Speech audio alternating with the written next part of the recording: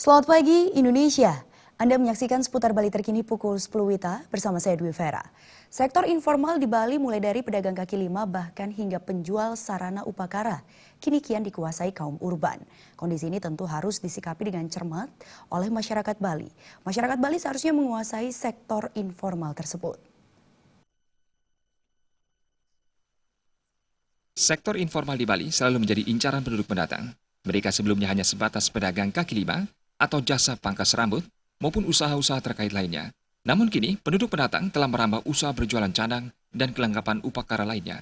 Menurut budayawan yang juga guru besar Universitas Udayana, Profesor I Gusti Mades Sucaya, masyarakat Bali harus cermat dan pintar menyikapi kondisi ini. Jangan hanya mengeluh dengan kedatangan penduduk pendatang yang mengambil peluang di sektor informal tersebut. Bagaimana kita menyikapi itu? Kita mampu tidak menyediakan tenaga kerja untuk menghasilkan itu semua? Bagaimana sistem kita untuk berekonomi? Kalau kita tidak pakai ya otomatis orang luar yang pakai kan?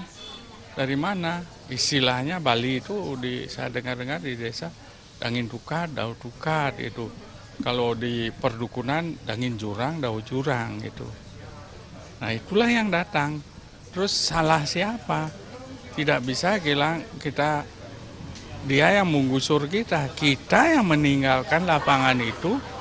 Kalau kita ngutang kandek, apa yang diduduk? Kandek juga, jangan bilang ngutang kandek, nunduk jauh.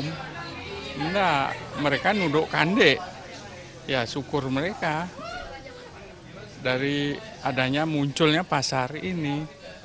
Profesor Sucaya menambahkan, masyarakat Bali seharusnya lebih kreatif dan tidak gengsi untuk memanfaatkan berbagai sektor informal tersebut.